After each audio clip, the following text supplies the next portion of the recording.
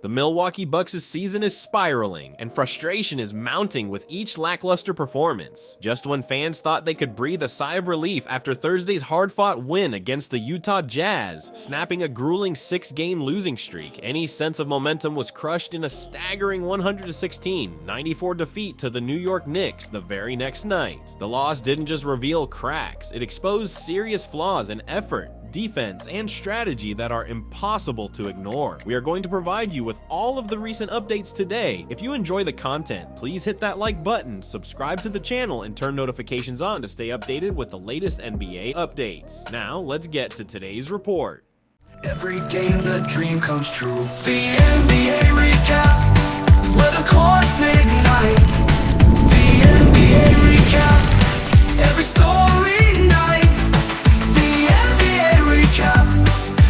The Milwaukee Bucks were finally supposed to have something to celebrate. After a grueling 6-game losing streak, their longest since 2015, they managed to snap it by beating the Utah Jazz on Thursday night. And yet, barely 24 hours later, it all came crashing down with a staggering 116-94 loss to the New York Knicks at Madison Square Garden. This wasn't just any loss. It was a loss that caused the Greek Freak to go off in the locker room. Let's listen to exactly what he had to say. Did we compete the previous game? Yes. Did we compete the 2 previous games? Cavs and Cavs? Yes. Did we compete today? No. It's something that you can control. This. If you're going to go out there and you're not going to compete, you're not going to win the game.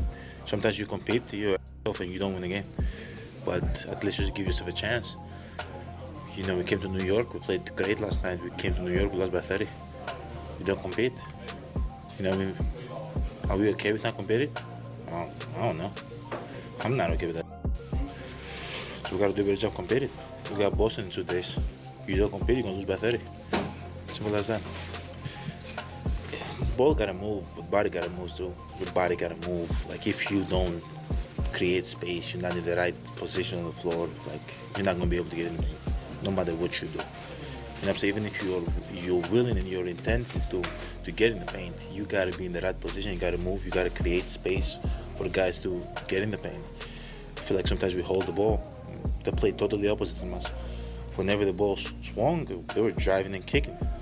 They got so many wide open threes. They got in the paint. Hey man, if you don't want to be here, you can leave.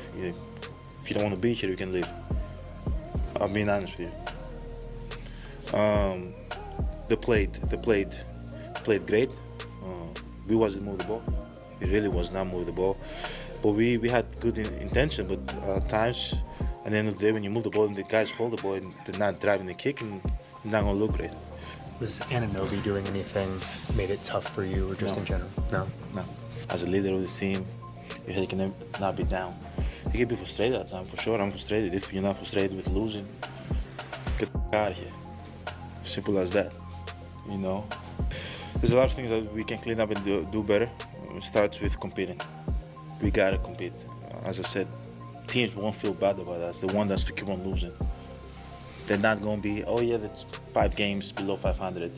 Oh, let's get them back on track so they can make the playoffs. It's not going to work that way. You got to go out there and earn it.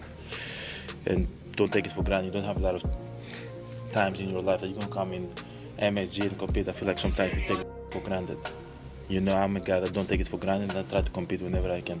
According to Bucks superstar Giannis Antetokounmpo, this was a blow to the heart of what this team is supposed to represent.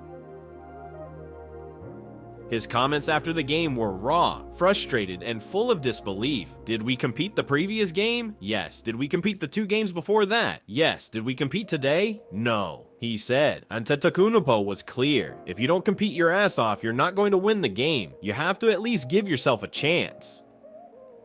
Imagine going up against the Knicks, hoping to ride the high of a hard-fought win against the Jazz, only to come up short by 30 points, no less. The frustration was palpable as Giannis laid it bare. We came to New York after playing great last night, then we come here and lose by 30. Are you okay with not competing? I'm not okay with that. And it doesn't get any easier from here. We've got Boston in 2 days. We don't compete. We're going to lose by 30.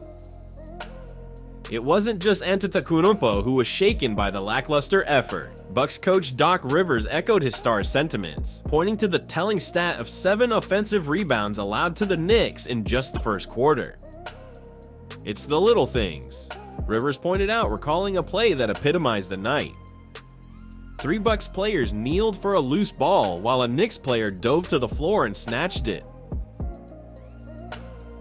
Those are the kinds of plays that define a team's identity, and right now, Milwaukee is missing that spark. But what's so maddening is that Doc Rivers seems to be running this team into the ground. This is the Milwaukee Bucks, a team that should be dominating the Eastern Conference, not floundering around with a sluggish, confused defense and no clear strategy. Rivers came in promising to maximize the talents of Giannis, Lillard, and Lopez, but instead, the Bucks are out here looking lost and uninspired on both ends of the floor. We're witnessing sloppy rotations, poor offensive schemes, and a defense that's a shadow of its former self. This isn't a rookie coach getting his bearings. This is Doc Rivers, a supposed seasoned veteran. How are we struggling to stop a basic pick and roll or box out for a rebound? It's the fundamentals that are failing here, and that points straight back to coaching. And let's talk about effort. Rivers himself pointed out that his team lacked the will to compete, as if he has no part in motivating them to bring intensity every night. It's his job to set the tone, to demand that every single player puts it all on the line, but instead it feels like the Bucks are playing in survival mode, with no fire or urgency to win. How is it that players are kneeling for loose balls while their opponents are diving for them? Where's the grit, the fight? Rivers can talk about finding ways to get players involved all he wants, but at this point, it seems like he's the one who needs to wake up and figure out how to inspire this roster. He was brought in to lead a championship team, and yet he's somehow turned it into a lackluster squad with no heart and no drive. If Rivers can't turn this around, and soon, he may just go down as the coach who wasted one of the most talented rosters Milwaukee has ever assembled. Ultimately, the Bucks are at a crucial crossroads, and there's no room for error.